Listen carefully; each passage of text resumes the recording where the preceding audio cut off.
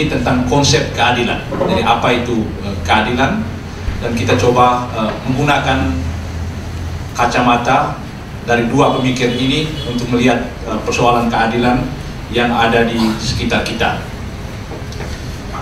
Outline-nya, outline pemaparan saya, yang pertama itu pendahuluan. Saya menjelaskan tujuan dari makalah atau tulisan ini dan latar belakang. Lalu pada bagian kedua saya akan menjelaskan tinjauan umum tentang konsep keadilan. Kalau kita bicara tentang keadilan, itu apa sebenarnya pengertian keadilan. Lalu yang kedua, saya akan menjelaskan pandangan dari John Rawls, jadi sejumlah tesis dasar teori John Rawls tentang keadilan. Dan biasanya para pemikir menempatkan, atau para ahli menempatkan John Rawls dalam kelompok liberal, jadi kelompok pemikir liberal. Lalu pandangan John Rawls tentang keadilan itu mendapat banyak sekali tanggapan, kritikan ketika dia menulis bukunya pada tahun 71 dengan judul The Theory of Justice, sebuah teori tentang keadilan. Bukunya atau teorinya itu mendapat tanggapan dari banyak pemikir, dari banyak filsuf politik. Dan karena keterbatasan waktu, saya akan mengangkat satu kritik atau tanggapan dari satu pemikir namanya Michael Sandel. Itu seorang pemikir politik yang masih hidup sampai sekarang. Kalau Bapak Ibu saudara-saudari punya waktu, masuk ke YouTube, ketik nama Michael Sandel, nanti keluar sejumlah kuliahnya. Dan salah satu kuliahnya tentang justice, tentang keadilan, itu sudah diikuti oleh hampir 10 juta mahasiswa dan mahasiswi dari seluruh dunia. Dan mahasiswi itu tidak berarti umur 30 tahun ke bawah. Saya lihat ada yang sudah umur mendekati 80, tetapi masih tetap mencari kebenaran dan pengetahuan. Jadi tidak usah berkecil hati kalau teman saya, Pak Evaristus, masih punya minat untuk diskusi. Lalu bagian terakhir itu penutup, saya coba menarik relevansinya untuk konteks kita di Indonesia. Kita mulai dengan yang pertama, tinjauan umum tentang konsep keadilan. Apa itu keadilan sebenarnya? Secara sederhana dan umum, keadilan diartikan sebagai memberikan kepada setiap orang apa yang menjadi haknya. Jadi memberikan kepada setiap orang apa yang menjadi haknya. Kata kunci di sini adalah hak, ya, memberi kepada orang karena dia berhak untuk mendapatkan. Itu artinya keadilan itu sebuah konsep relasional, ya. Ada subjek yang memberi, yang harus memberi, wajib memberi, dan ada subjek lain yang punya hak untuk mendapatkan. Artinya kalau dia tidak mendapatkan itu, dia berhak untuk menuntut. Nanti kita lihat contoh. Dan ini adalah definisi keadilan, konsep keadilan yang paling tua. Pertama kali dirumuskan oleh seorang pengarang, seorang pemikir berkebangsaan Romawi namanya Ulpianus. Dan dia merumuskan dalam bahasa Latin, yang pernah di seminari itu tahu. Dalam bahasa Latin, Ulpianus merumuskan keadilan sebagai tribuere suique sum. Terjemahan bahasa Indonesianya tadi, memberikan kepada setiap orang apa yang menjadi hak. Ya, sekali lagi, kata kunci di sini adalah hak. Karena keadilan berkaitan dengan hak, maka kalau kita bicara tentang keadilan, ada 3 ciri esensial yang ada di sana. Selalu ada 3 ciri esensial. Yang pertama, keadilan selalu berkaitan atau terarah kepada orang lain. Jadi kalau kita bicara tentang keadilan, artinya ada orang lain. Kalau misalnya hanya saya sendiri yang hidup di bumi ini, maka tidak relevan atau tidak perlu bicara tentang keadilan. Keadilan mengandaikan masih ada orang lain yang hidup. Ya. Memang dalam kenyataan kadang-kadang orang berbicara tentang keadilan terhadap diri sendiri. Dan kita harus bersikap adil atau nasihat, kita harus bersikap adil terhadap diri sendiri. Tapi keadilan terhadap diri sendiri itu hanya dipakai dalam arti kiasan, bukan dalam arti keadilan sesungguhnya. Keadilan selalu berkaitan dengan orang lain. Jadi jika hanya ada satu orang di muka bumi, maka tidak relevan lagi bicara tentang keadilan atau ketidakadilan. Itu yang pertama. Jadi keadilan selalu terarah kepada orang lain. Yang kedua, keadilan menuntut sebuah keharusan atau imperatif untuk dijalankan. Kenapa? Karena keadilan itu berkaitan dengan hak, dan hak itu harus selalu dipenuhi. Dan keadilan juga berkaitan dengan kewajiban dari orang yang harus memenuhi hak tersebut. Jika keadilan menjadi alasan bagi kita untuk memberi sesuatu kepada orang lain, maka pemberian itu wajib dilaksanakan. Ya, misalnya seorang majikan wajib memberi gaji kepada karyawan sesuai dengan kontrak atau aturan yang berlaku. Kalau misalnya aturannya orang harus bekerja 8 jam, ya, lalu terpaksa mereka harus bekerja melampaui 8 jam, ya, karena harus mengurus kuliah umum hari ini. Sebaliknya, ya, ini penting contoh ini. Sebaliknya, saya boleh memberi makanan kepada seorang pengemis di pinggir jalan, tapi saya tidak punya kewajiban, ya, hukum untuk memberikannya lagi dalam perjumpaan berikutnya. Bisa kita jalan-jalan di luar bertemu pengemis, ya, kita beri dia minta uang, kita beri. Ya. Oke, kita disebut sebagai orang baik, kan? Orang punya hati baik. Tapi saya tidak punya kewajiban, dan orang yang mengemis itu tidak punya hak untuk menuntut kepada saya. Tapi dia berhak untuk menuntut dari negara, karena pasal 34 UUD 45 mengatakan fakir miskin dan anak terlantar dipelihara oleh negara. Jadi yang kedua, ciri yang kedua sekali lagi, keadilan itu berkaitan dengan hak, ya. Dan karena dia berkaitan dengan hak, maka orang yang harus mendapatkannya itu, kalau dia tidak mendapatkan, dia berhak untuk menuntutnya. Karena itu kalau kita menjadi pejabat publik, ya, jadi kepala desa atau apa, ya, relasi kita dengan warga itu relasi hak, bukan relasi karitatif. Ya. Misalnya kalau seorang pejabat publik dia bercerita kepada warganya bahwa dia mendapatkan sumbangan 100 kursi roda, dan itu dia bagikan secara gratis kepada difabel. Ya. Menurut saya dia tidak boleh bercerita seperti itu, ya, karena dia sebagai seorang pejabat publik, dia berkewajiban untuk memberikan kesejahteraan kepada orang-orang difabel. Ya, rujukan untuk kita di Indonesia pasal 34 UUD 45, anak terlantar dan fakir miskin dipelihara oleh negara. Itu yang kedua. Lalu yang ketiga, keadilan berarti tuntutan akan equality, ya, akan persamaan. Keadilan mewajibkan kita untuk tanpa kecuali memberikan kepada setiap orang apa yang berhak didapatkan. Ya. Seorang majikan tidak dapat disebut adil jika ia memberi gaji secara adil kepada 500 karyawannya, kecuali kepada satu orang. Misal saya punya perusahaan, saya membayar gaji sangat adil kepada 4.999 orang, lalu satunya tidak. Itu tidak cukup. Adil artinya equality. Semua orang yang bekerja dia harus diperlakukan secara sama. Ya. Dan kalau kita bicara tentang keadilan, ada simbolnya, itu satu dewi namanya Dewi Justitia.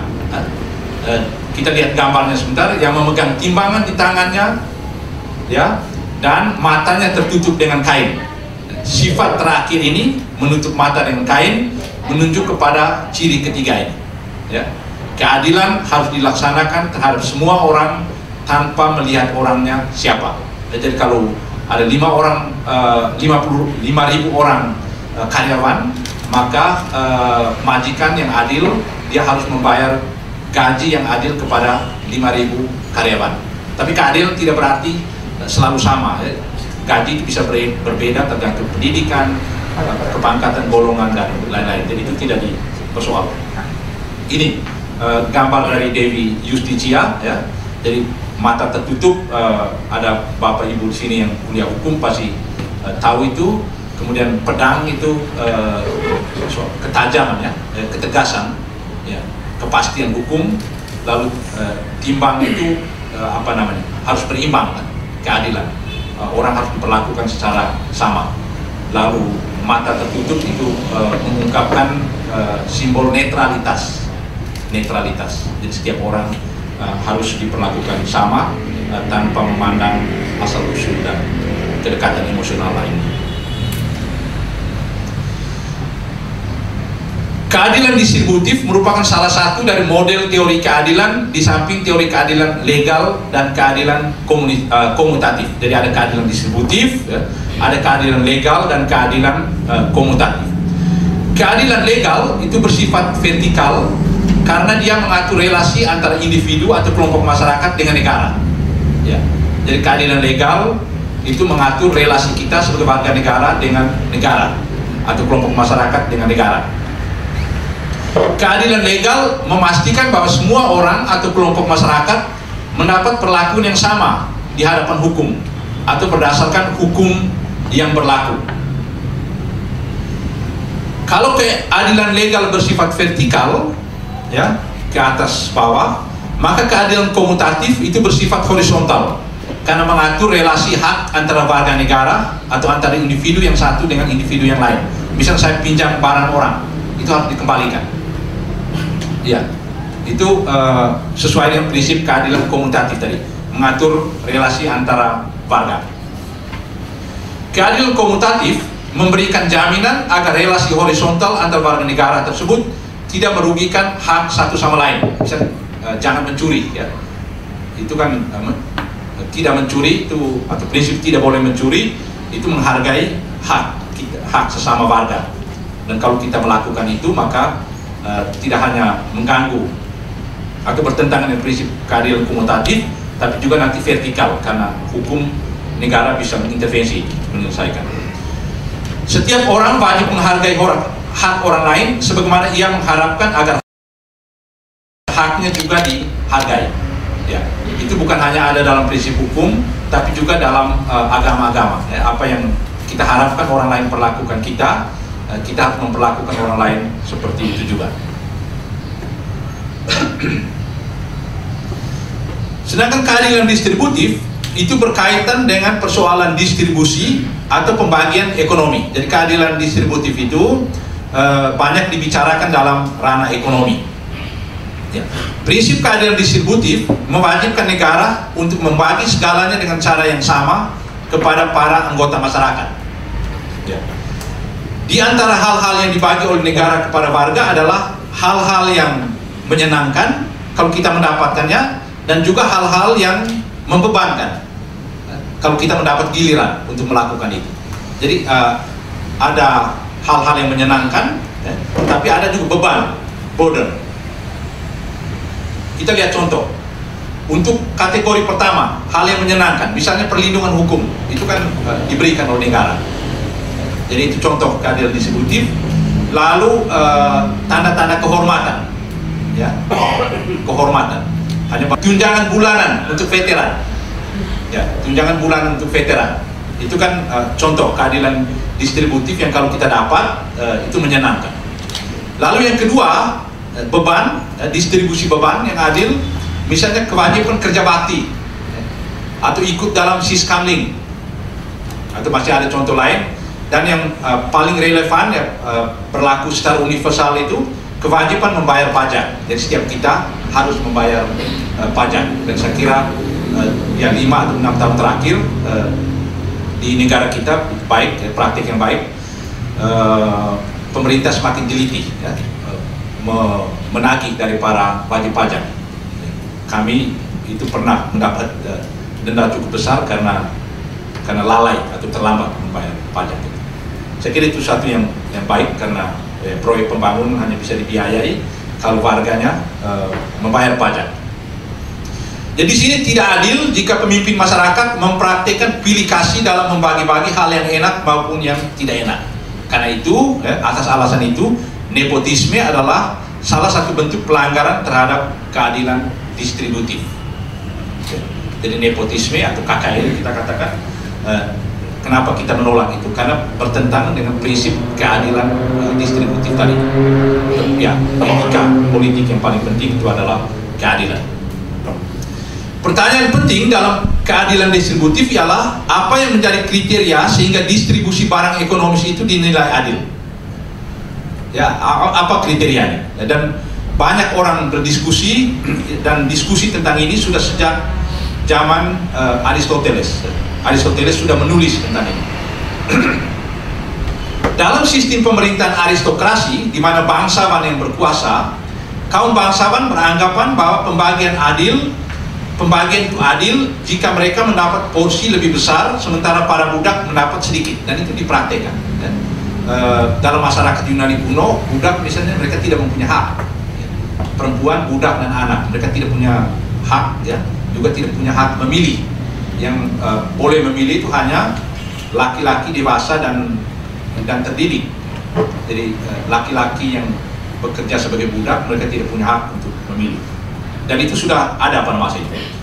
Lalu dalam sistem oligarki, di mana orang kaya yang memerintah, distribusi itu dipandang adil jika orang-orang kaya mendapat bagian yang lebih banyak dari rakyat kebanyakan yang miskin.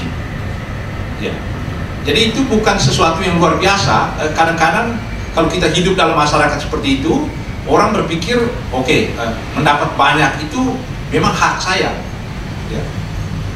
Saya belum pernah membuat wawancara terhadap pejabat publik, ya. Tapi saya dengar cerita bahwa ada sejumlah yang berpikir, oke, mendapatkan sebagian dari uang negara itu memang hak saya, karena saya sudah dipilih untuk itu. Ya, kita harapkan tidak. Tapi sebagai warga negara kita bisa mempersoalkan atau mendiskusikan itu. Lalu, jadi itu kan prinsip-prinsip yang irasional, ya. Jadi dalam oligarki orang kaya berpikir, karena saya kaya maka saya mendapat lebih banyak dari orang miskin, atau karena saya bangsawan saya boleh mendapat lebih banyak dari budak. Lalu Aristoteles sebagai seorang pemikir, dia studi, lalu dia katakan ini prinsip yang tidak beres ini. Ini harus dipersoalkan. Kenapa orang kaya dia harus mendapat lebih banyak, sementara dia manusia seperti saya, ya. Si pengemis dan saya yang kaya itu dia sama, ya. Punya cara berpikir, punya hati nurani, atau punya martabat yang sama. Namun kenapa diperlakukan secara beda? Jadi ini mengganggu Aristoteles dalam dia berpikir, lalu dia merumuskan kriteria lain tentang keadilan yang jauh lebih rasional. Apa kriteria yang diciptakan oleh Aristoteles? Ya, dia katakan kriteria tadi, dua kriteria tadi, aristokrasi dan oligarki itu tidak rasional, ya. Tidak rasional, dia diskriminatif. Karena itu dia menganjurkan kriteria lain yang lebih rasional dan sesuai dengan tujuan negara. Kriteria apa yang dia kemukakan? Ya. Untuk merumuskan kriteria ini, pertama-tama dia merumuskan apa itu tujuan negara. Nanti Pater Yosef, saya kira dia menulis ini tentang Aristoteles, mungkin dalam diskusi bisa tambahkan. Ya. Dia katakan, Aristoteles katakan, tujuan negara adalah kehidupan yang baik atau kebahagiaan bagi seluruh warga. Jadi kita mendirikan negara itu untuk kehidupan yang baik atau untuk menciptakan kebahagiaan bagi seluruh warga negara.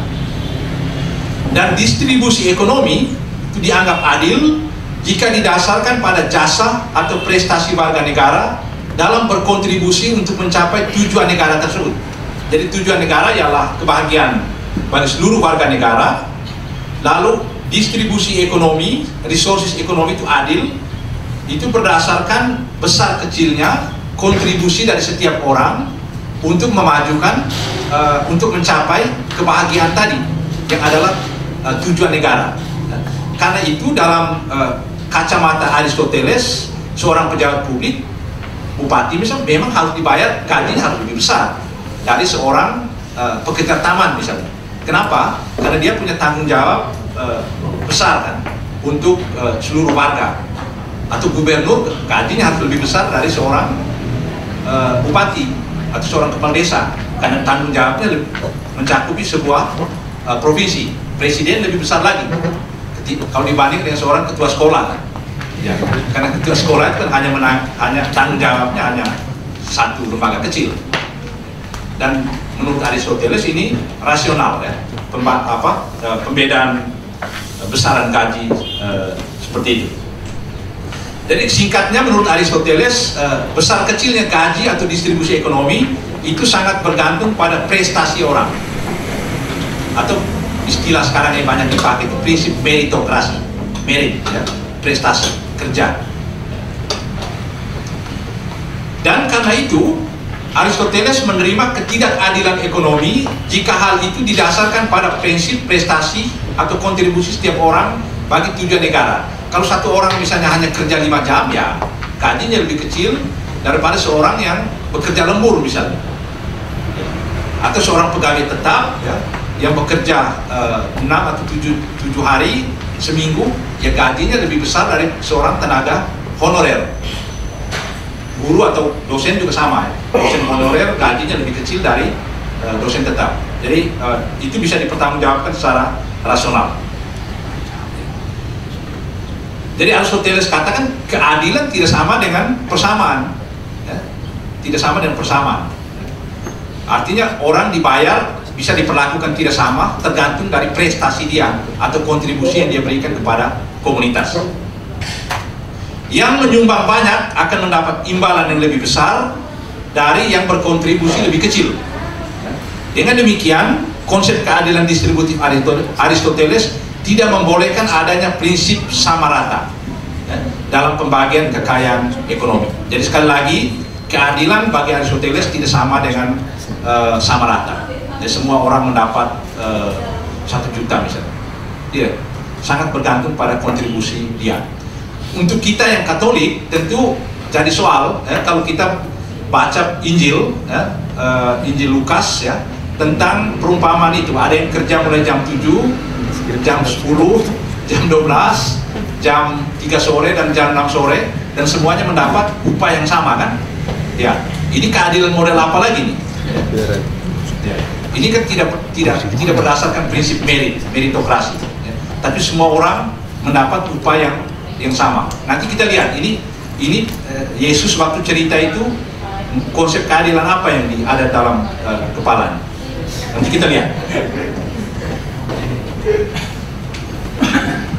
Jadi sekali lagi pemikiran Aristoteles ini di zaman modern dilanjutkan dalam tradisi apa yang kita sebut sekarang liberalisme. Jadi liberalisme itu sebenarnya tidak baru muncul pada abad ke-17 atau abad ke-18. Itu Aristoteles sudah berpikir 600 tahun sebelum Masehi. Ya. Jadi prinsip meritokrasi. Dan kalau kita di sini misalnya masih menerapkan prinsip nepotisme, itu berarti kita lari jauh di belakang Aristoteles lagi ya. Dan bayangkan Aristoteles hidup 600 tahun sebelum Masehi, kalau kita masih terapkan KKN ya kita masih jauh di belakang itu ya. Kita tahu zaman apa ya. Jadi asumsi liberalisme ialah bahwa manusia adalah makhluk bebas, karena itu distribusi hasil ekonomi harus dijalankan atas dasar usaha-usaha bebas dari individu ya. Kalau yang pernah belajar ekonomi, kita baca misalnya John Stuart Mill, kemudian John Locke ya, itu mereka katakan saya memiliki sesuatu karena saya bekerja secara bebas. Misalnya mangga, buah mangga yang ada di hutan ya, itu kan hutan itu milik umum, mangga itu tidak punya pemilik ya. Tapi saya ke sana dan panjat lalu pindahkan ke dapur saya. Tiba-tiba mangga itu menjadi milik saya ya. Dan kalau ada tetangga mengambil mangga dari dapur saya, tiba-tiba dia dicap sebagai pencuri tanpa izinan.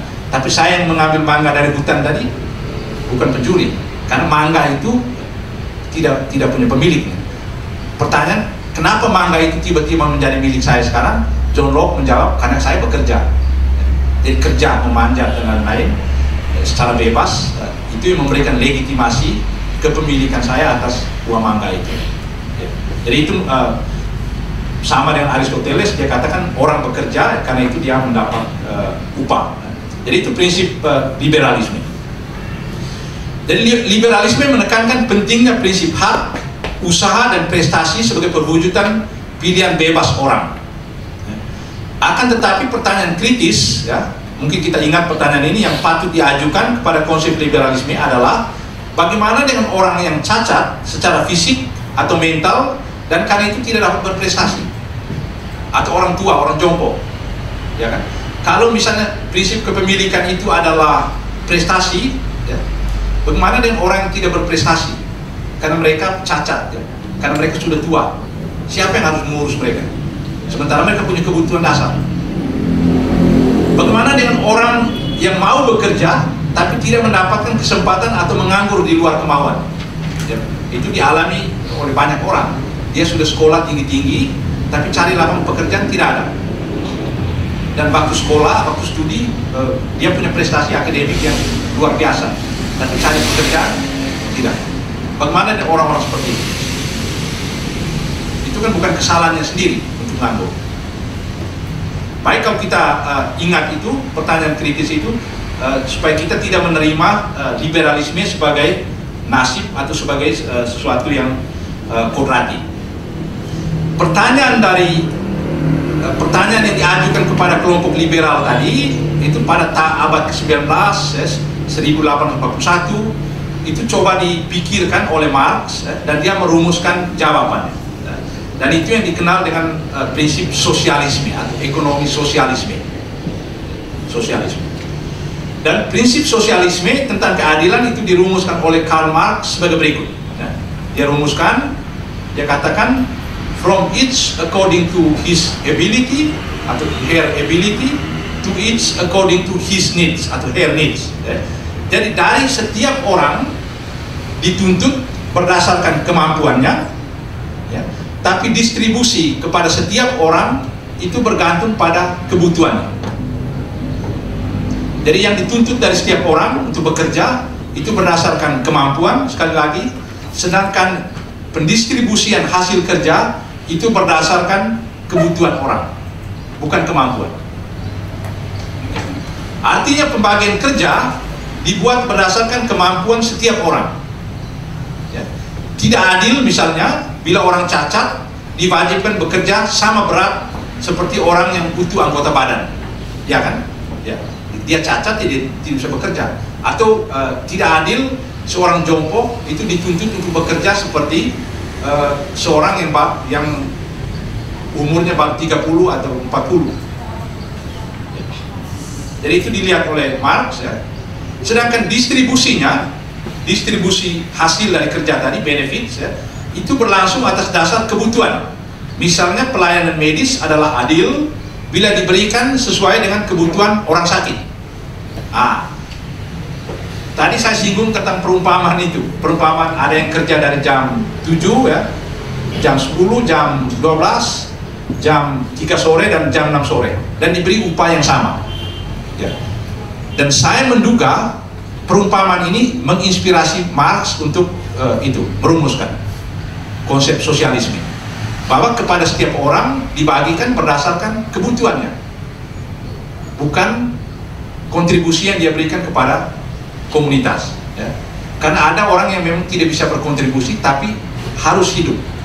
Misalnya makan minum itu kan itu harus kita jalankan, entah harus kita dapat, entah kita bekerja atau tidak. Itu kebutuhan dasar. Namun prinsip ini kita semua tahu itu ada kelemahannya.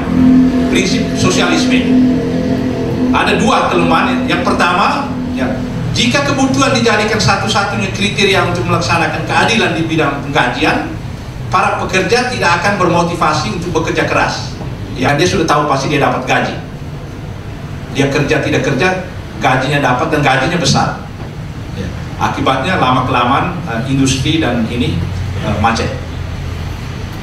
Jadi itu kelemahan yang pertama. Lalu kelemahan yang kedua itu menyangkut kemampuan sebagai satu-satunya alasan untuk membagi pekerjaan, dan kemampuan sebagai alasan satu-satunya untuk membagi pekerjaan. Terutama dalam sosialisme komunistis yang totaliter, prinsip ini mengakibatkan orang yang berkemampuan harus menerima saja bila negara membagi pekerjaan kepadanya, seperti pilot misalnya. di negara komunis, kalau negara tahu orang ini pintar matematik, ya, dan negara membutuhkan pilot, negara bisa katakan kamu harus jadi pilot. Ya. Sementara dalam perspektif hak asasi manusia, memilih pekerjaan itu kan hak. Kan? Ya. Saya bisa atau si X bisa pintar matematik, tapi dia tidak mau jadi pilot, dia mau jadi seniman lepas. Ya. Yang gaji mungkin tidak jelas. Ada itu, ada orang yang jenius sekali. Orang katakan oke, kamu sekolah ini di fakultas kedokteran, tapi dia tidak berminat. Dan itu di negara demokratis ya sah-sah saja, karena pekerjaan itu bukan kewajiban, itu hak orang, dan orang punya kebebasan untuk memilih pekerjaan apa saja yang mungkin tidak sesuai dengan kemampuan. Jadi kelemahan dari prinsip sosialisme tadi itu mengabaikan hak seseorang untuk memilih profesinya sendiri. Ya. Jadi teori keadilan distributif John Rawls ya, coba mencari jalan keluar atas jalan buntu yang dihadapi oleh liberalisme dan sosialisme tadi. Ya. Kelemahan liberalisme tadi saya katakan, oke, kekuatan yang dia kompetitif, ya, mendorong pertumbuhan ekonomi, industri pasti maju karena ada iklim kompetitif di situ. Tapi kelemahannya menyebabkan kesenjangan sosial. Bagaimana dengan orang cacat, ya? Atau orang yang tidak bisa berprestasi, tidak bisa bekerja? Siapa yang harus menghidupi mereka? Jadi dia kelemahannya pada aspek itu, solidaritas sosial, lemah. Ya. Sedangkan sosialisme dia memperhatikan solidaritas sosial, keadilan sosial, tapi kelemahannya pada dia bisa menjadi totaliter karena mengabaikan inisiatif dari setiap warga negara. Akibatnya banyak industri mati karena tidak kompetitif. Dan John Rawls ya, dalam teori keadilannya coba mencari jalan keluar atas jalan buntu yang dijumpai oleh sosialisme dan liberalisme. Ya. Jadi dia coba mengembangkan konsep keadilan di dalam masyarakat yang demokratis, ya, tidak totaliter seperti dalam masyarakat komunis tadi, di mana kebebasan asasi manusia dihargai tanpa mengabaikan solidaritas sosial. Jadi itu kehebatan atau keunggulan dari John Rawls, dia memadukan dua itu, ya. Dia menekankan pentingnya solidaritas sosial, tapi juga tidak mengabaikan hak-hak privat warga negara. Jadi liberalisme itu tetap dijaga.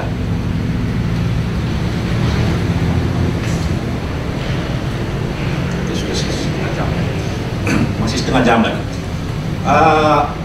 Mungkin sampai di sini ada pertanyaan ya, tentang ini dulu, tentang konsep keadilan secara umum.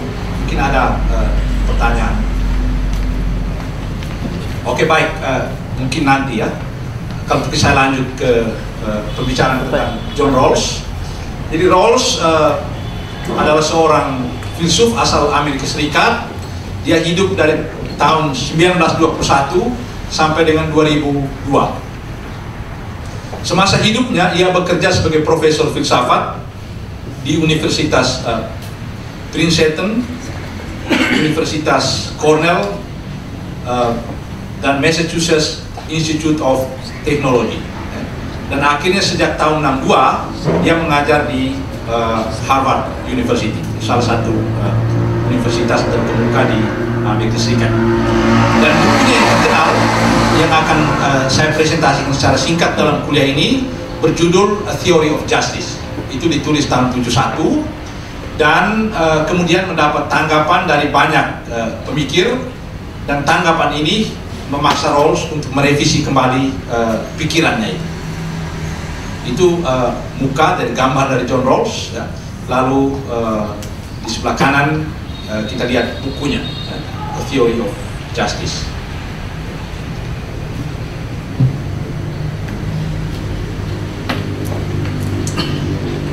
Membaca buku John Rawls ini, teori tentang keadilan, itu ibarat memasuki sebuah bangunan besar di mana untuk setiap tujuan sudah disediakan kamarnya masing-masing.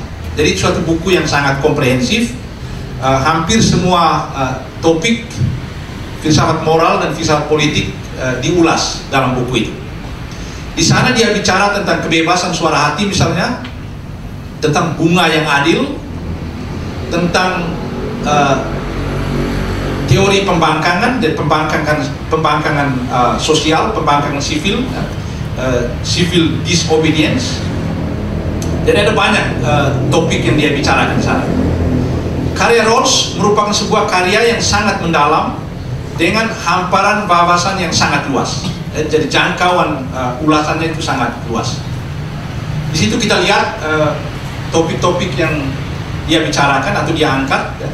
Jadi ada 3 bagian besar. Pada bagian pertama dia bicara tentang teori. Bagian kedua tentang institusi, tentang negara, institusi politik. Lalu yang ketiga dia bicara tentang tujuan politik, tujuan ekonomi, tujuan hidup manusia. Pada bagian pertama itu disinggung topik tentang keadilan dan fairness. Nanti kita lihat ya, apa itu keadilan, apa itu fairness. Lalu yang kedua, pada bab kedua dia bicara tentang prinsip-prinsip keadilan. Nanti kita lihat ada 2 prinsip. Bebas manusia tidak berpengaruh sama sekali, tidak relevan atau tidak aktual bicara tentang keadilan. Contoh, ya, contohnya begini. Seorang anak dilahirkan cacat atau sebagai seorang jenius, hal tersebut berada di luar kendali kehendak bebas manusia dan karena itu tidak berkaitan dengan prinsip keadilan. Mungkin nanti 3 minggu lagi saya lihat, saya kira nanti kuliah umum dengan Pater Leo, dia bicara tentang keadilan Allah dan penderitaan manusia. Itu kan misalnya ada orang yang buat baik lalu tiba-tiba kena gempa dan mati kan. Lalu atau ada yang hidupnya selama hidupnya hidup baik sekali, rajin berdoa dan berderma dan tidak pernah melakukan kejahatan, ya, baik dengan semua orang, tiba-tiba dia mendapat kanker kan? Ya. Dan itu dalam teologi itu menjadi persoalan keadilan juga. Kenapa Allah membiarkan penderitaan bagi orang-orang yang baik seperti itu? Dalam Ayub misalnya, kitab Ayub kan pertanyaannya itu. Tapi menurut Rawls ini bukan masalah keadilan. Kenapa? Karena itu berada di luar kendali manusia. Jadi untuk Rawls masalah keadilan hanya berada pada ruang di mana manusia bisa mempengaruhinya atau mengubah situasi itu. Ya. Misalnya anak dilahirkan cacat atau jenius, itu di luar kendali manusia. Karena itu menurut Rawls jenius atau cacat itu bukan persoalan keadilan yang harus dibicarakan dalam politik, dalam teologi ya.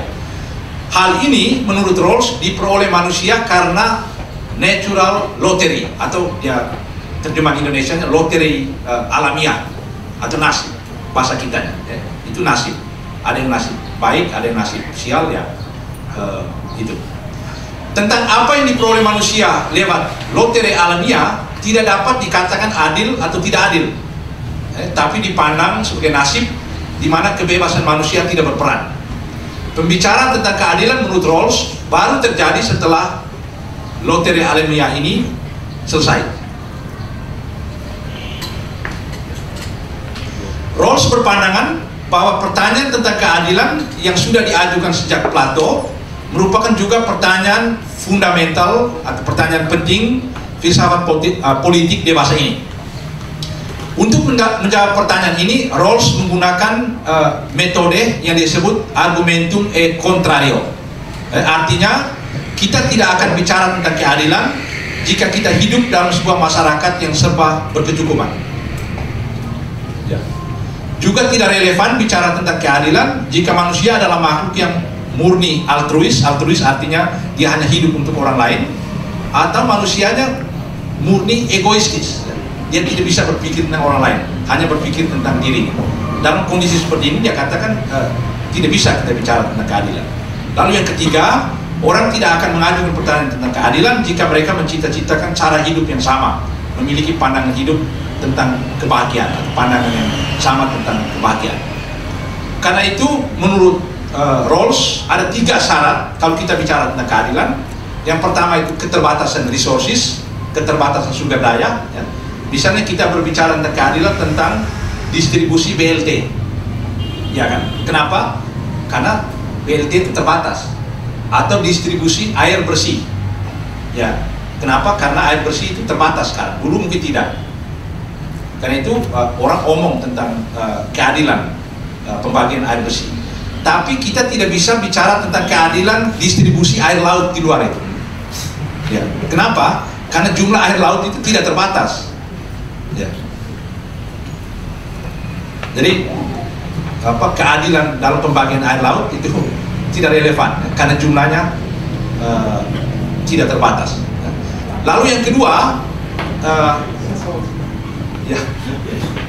yang kedua kita bicara tentang keadilan mengandaikan antropologi jalan tengah, di mana manusia itu tidak altruis murni dan juga tidak egois murni. Dia egois dan altruis sekaligus.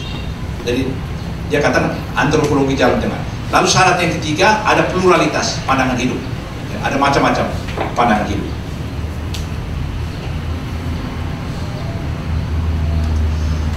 Dan John Rawls merumuskan dua prinsip penting keadilan. Dan dia katakan setiap manusia yang rasional, dia akan menerima dua prinsip itu, dua prinsip keadilan itu. Lalu pertanyaannya, kenapa dia menerima itu? Menerima prinsip keadilan, yang nanti akan saya singgung. Dia katakan, karena prinsip keadilan itu dirumuskan dalam apa yang dia sebut original position, atau posisi asali. Apa itu posisi asali menurut Rawls?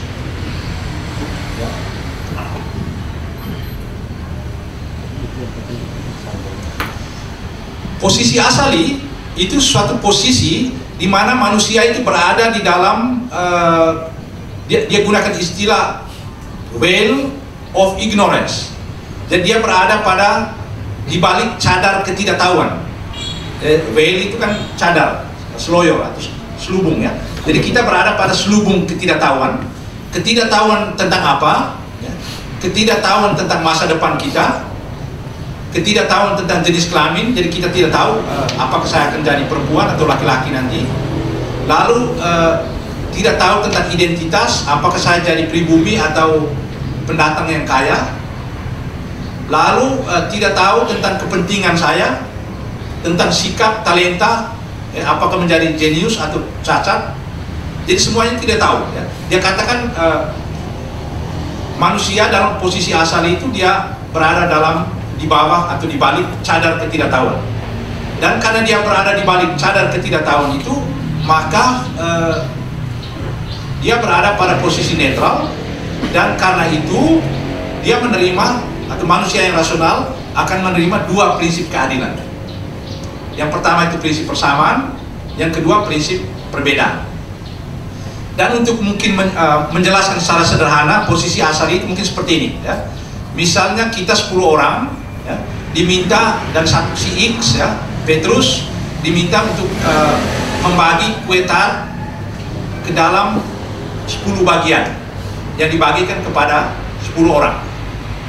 Tapi Petrus ketika dia membagi kue tart itu, dia tidak tahu apakah dia nanti menjadi orang yang mendapat giliran pertama untuk mengambil kue tart itu, atau menjadi orang yang terakhir. Dia tidak tahu. Ya. Maka ada dua pilihan untuk Petrus. Yang pertama, dia membagi kue tart itu tidak sama rata. Ada satu bagian yang besar dan dia berharap dia akan mendapat itu. Itu pilihan pertama. Lalu pilihan kedua, dia membagi kue tart itu ke dalam 10 bagian yang adil, yang sama besar. Dan dalam posisi Petrus yang tidak tahu tadi, mana pilihan yang paling rasional? Yang pertama atau yang kedua? Ya, yang kedua ya. Ya, yang kedua karena adil kan. Entah dia mendapat giliran pertama atau terakhir, dia dapat yang sama. Kalau dia bagi tidak sama besar, kalau misalnya dia dapat giliran pertama ya oke, dia bisa dapat. Tapi kalau dia dapat giliran terakhir, maka dia akan mendapatkan porsi yang paling kecil. Jadi posisi asal itu menurut Rawls seperti itu. Ya agak aneh tapi itu filsuf kan. Jadi dia mengkonstruksikan cara berpikir seperti itu, dan dia katakan dalam posisi asal seperti itu manusia akan menerima dua prinsip keadilan. Prinsip pertama itu dia sebut prinsip persamaan. bunyinya setiap orang mempunyai hak yang sama atas kebebasan-kebebasan dasar yang paling luas yang dapat dicocokkan dengan kebebasan-kebebasan sejenis untuk semua orang. Ya, itu yang pertama. Apa saja yang masuk dalam prinsip ini atau kebebasan dasar ini? Misalnya kebebasan hak berpendapat, itu kan sama. Jadi di sini keadilan berarti persamaan. Atau hak untuk mengikuti hati nurani, itu kan tidak boleh dibedakan. Itu prinsip hak asasi manusia kan. Ya. Atau hak berkumpul, tidak boleh dibeda-bedakan. Ya, agama ini boleh berkumpul lebih sering atau lebih jarang. Jadi itu sama. Lalu hak mengikuti hati nurani, jadi itu hak-hak politik ya, dalam teori hak asasi manusia itu hak sipil politik, dia berlaku sama untuk setiap orang. Dan masyarakat itu diatur dengan adil. Kalau diatur tidak dengan adil, kalau hanya satu kelompok boleh mengungkapkan pendapatnya, atau semua warga negara dipaksakan untuk memeluk satu agama. Ya. Kebebasan-kebebasan itu harus seluas mungkin, tapi juga ada batasnya. Batasnya yakni ketika saya menggunakan kebebasan dan itu saya membatasi kebebasan orang lain. Jadi itu prinsip yang pertama. Lalu prinsip yang kedua, ini prinsip sosialisme tadi. Ya. Jadi prinsip pertama tadi prinsip liberal, yang kedua ini sosialisme. Tadi saya katakan dia coba memadukan mencari jalan keluar atas jalan buntu yang dihadapi oleh sosialisme dan liberalisme. Jadi prinsip kedua, dia katakan ketidaksamaan sosial dan ekonomis diatur sedemikian rupa sehingga ada dua syarat. Yang pertama, menguntungkan terutama orang-orang yang minimal beruntung. Ya. Jadi dia bilang boleh ada perbedaan, tapi perbedaan itu harus menguntungkan mereka yang minimal beruntung. Lalu yang kedua, melekat pada jabatan-jabatan dan posisi-posisi yang terbuka bagi semua orang dalam keadaan yang menjamin persamaan peluang yang fair. Ya, rumusan rumit tapi kita lihat contoh yang sederhana. Prinsip 2A tadi, ya, prinsip 2A itu disebut prinsip perbedaan. Prinsip perbedaan. Artinya supaya masyarakat diatur dengan adil, tidak perlu semua orang mendapat hal-hal yang sama. Dengan itu Rawls menolak egalitarianisme radikal. Contoh, ya, boleh saja ada perbedaan dalam apa yang dibagi dalam masyarakat, tetapi perbedaan itu harus sedemikian rupa sehingga harus menguntungkan mereka yang minimal beruntung. Misalnya, boleh dianggap adil jika negara menyelenggarakan kursus keterampilan untuk orang miskin atau memberi tunjangan kepada janda dan yatim piatu, sedangkan kepada orang lain yang cukup mampu tidak diberikan apa-apa. Misalnya tunjangan BLT kan, yang dapat tunjangan BLT itu kan hanya orang miskin, ya. Sedangkan yang kaya tidak dapat. Dan menurut Rawls itu adil. Kenapa? Karena perbedaan itu menguntungkan mereka yang minimal beruntung. Prinsip sosialisme itu. Dan pikiran Rawls ini menginspirasi para politisi merumuskan suatu konsep negara yang disebut welfare state. Ya. Dan Indonesia saya kira sedang berjalan ke arah itu, welfare state. Ya. Misalnya ada pendidikan gratis 9 tahun, lalu asuransi kesehatan, ya. Ada orang yang tidak mampu membayar BPJS, itu ditangani oleh dinas sosial misalnya, atau ada dana sosial untuk ini. Atau sekarang ada mahasiswa yang mendapat beasiswa dari pemerintah. Ya, tidak semua mendapat. Misalnya besok, ya, Bapak Bupati datang ke Lelero memberikan beasiswa kepada 53 mahasiswa STFK Lelero. Di sana ada 1.500 mahasiswa kan, tapi yang mendapatkan beasiswa 53. Ini kan prinsip perbedaan, dan perbedaan itu legitim karena mereka yang paling membutuhkan. Jadi prinsip perbedaan, ya, itu boleh kalau memberikan keuntungan bagi mereka yang minimal beruntung. Itu prinsip etisnya. Apakah itu betul sesuai dengan prinsip etis, ya diperiksa. Ya. Itu tugas para sosiolog melakukan penelitian lapangan. Apakah yang mendapat beasiswa memang sesuai dengan prinsip difference, prinsip dari John Rawls tadi. Ya. Lalu prinsip 2B, ya, itu disebut prinsip persamaan peluang yang fair. Ya. Adanya jabatan atau posisi penting mengakibatkan juga ketidaksamaan dalam masyarakat. ya, sudah dari sedia kala jabatan-jabatan tinggi sangat didambakan orang bersama fasilitas dan privilegi yang melekat padanya. Hal ini tidak boleh dianggap kurang adil asalkan jabatan dan posisi itu pada prinsipnya terbuka untuk semua orang. Misalnya ini, ya, jadi sekda itu kan satu di Sikanya atau di kabupaten mana saja. Sementara yang mau jadi sekda kan mungkin 450.000 orang. Ya. Tapi kita terima sekda yang satu. Kenapa? Karena ada menurut Rawls, karena ada persamaan peluang yang fair. Dan bagaimana kita menjamin persamaan peluang yang fair? Ya, itu kan ada sistem lelang kan. Jadi diumumkan publik ke publik, oke, ada lowongan untuk jadi sekda, orang melamar, lalu orang-orang yang ahli diberi kesempatan untuk melakukan tes kan, ya, tes. Dan setelah tes lulus, orang terima karena kita menganggap prinsip meritokrasi diterapkan di sana. Atau di tempat lain seleksi apa saja.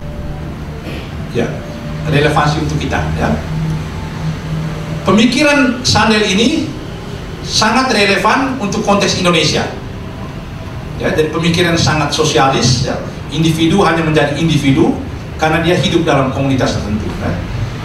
Petrus hanya menjadi Petrus karena dia hidup di Indonesia, hidup di Kabupaten Sika.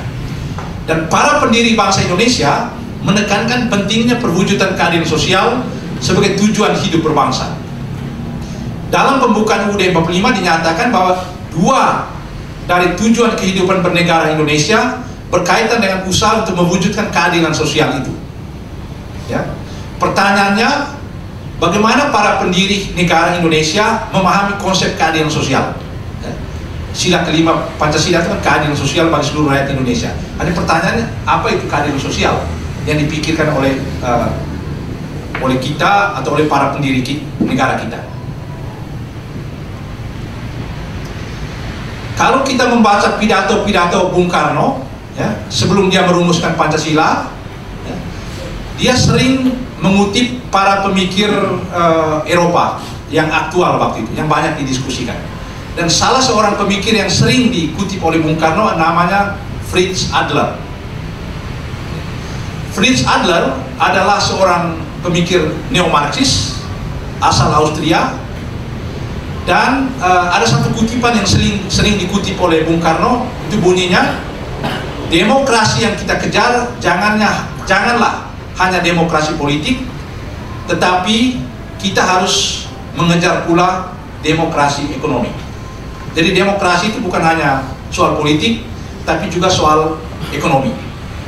Dan salah seorang pendiri negara yang memperjuangkan demokratisasi ekonomi adalah Muhammad Hatta. Dan dia katakan ekonomi yang sangat demokratis itu, yang paling demokratis adalah koperasi, ya, koperasi. Karena itu koperasi dianggap sebagai model demokrasi Pancasila, karena dia demokratis, ya, setiap dari anggota, oleh anggota, dan untuk anggota. Tapi itu mengandaikan koperasinya kecil. Kalau koperasi besar tidak mungkin demokratis, karena menjadi tidak transparan. Semakin besar sebuah institusi, semakin tidak transparan. Sedangkan demokrasi itu mengandaikan transparansi, dan itu hanya dalam lembaga yang kecil. Jadi Hatta ketika dia bicara tentang koperasi yang demokratis, maksudnya koperasi yang kecil.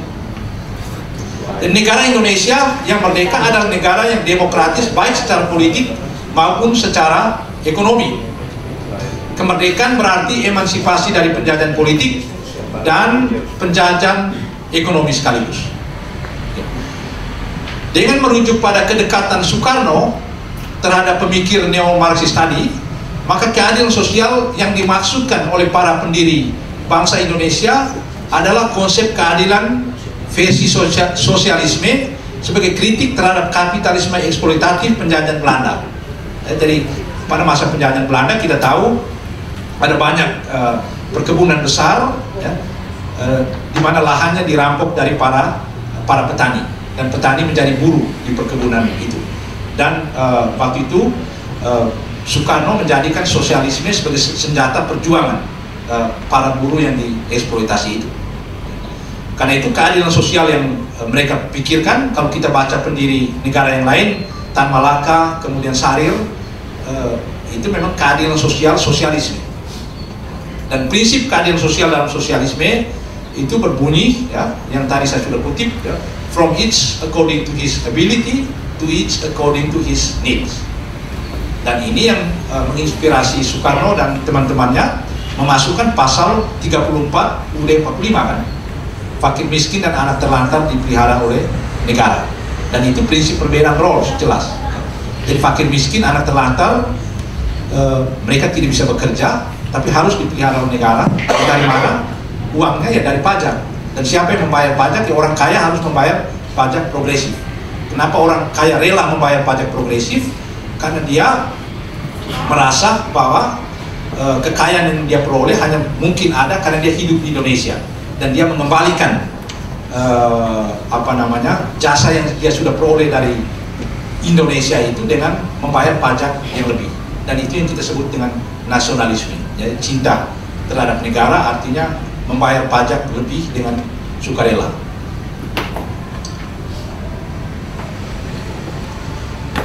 Ada contoh, ada cerita menarik ya. Di Belanda itu pada awal bulan, biasanya awal bulan hari Senin,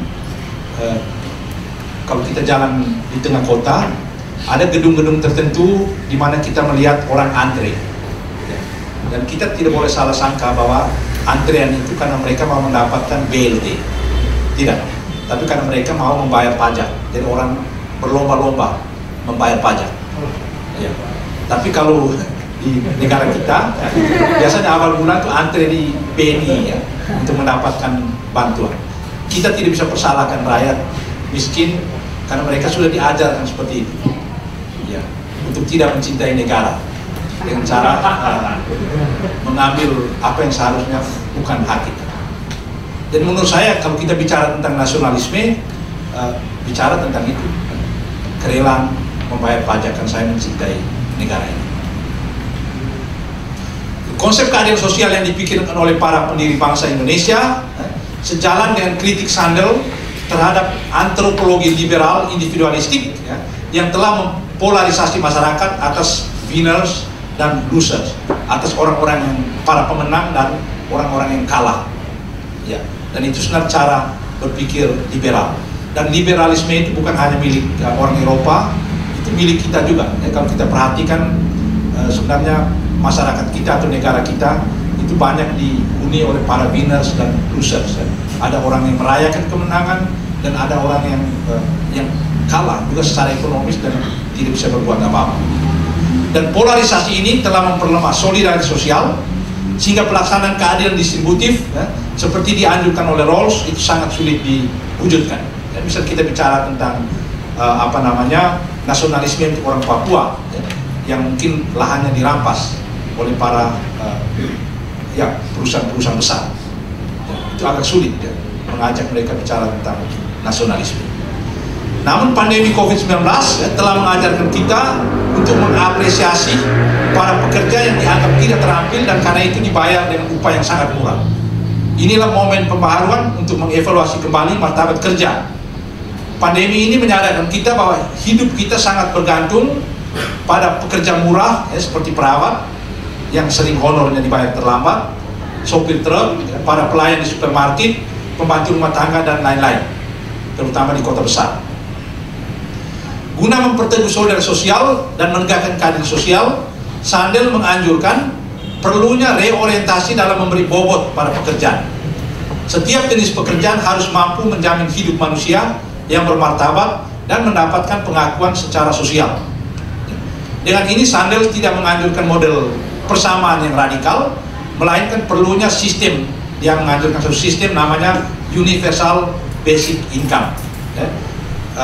Ini mungkin untuk kita sekarang sebuah utopi, sebuah ilusi, tapi maksudnya setiap manusia itu harus mendapat upah minimum agar dia layak hidup sebagai manusia.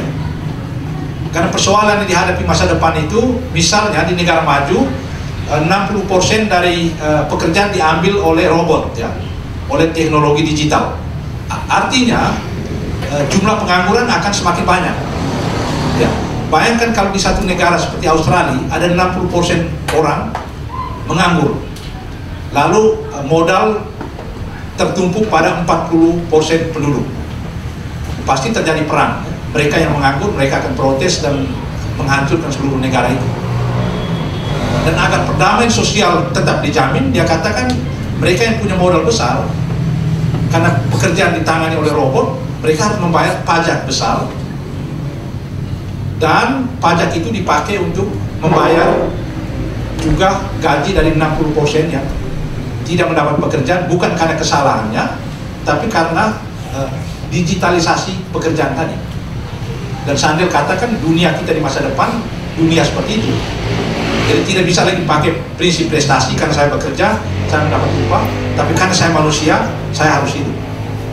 Tanpa itu dia katakan tidak mungkin sebuah perdamaian sosial bisa dijamin. Dan hal ini merupakan basis material dan sumber bagi terciptanya ikatan sosial dan solidaritas. Kita hanya bisa bicara tentang solidaritas sosial kalau ada keadilan sosial.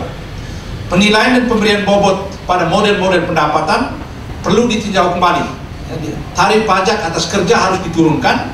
Jadi misalnya orang yang hanya kerja dengan gaji 4 juta satu bulan, ya tidak perlu dipajak lagi, atau pajaknya diturunkan. Sementara pajak atas pasar uang harus dinaikkan. Jadi orang yang bermain balas, itu yang harus dinaikkan pajak. Dia katakan. Di sini Sandel melihat pentingnya keadilan sebagai basis ikatan sosial sebuah bangsa. Atau dengan kata lain, tidak ada nasionalisme atau solidaritas kebangsaan tanpa keadilan sosial. Ya. Jadi kita tidak mungkin bicara tentang nasionalisme tanpa keadilan sosial. Jadi dia melihat keterkaitan yang erat antara dua hal itu. Oke. Baik, mungkin itu satu dua hal ya yang bisa saya sampaikan. Jadi terima kasih atas perhatian.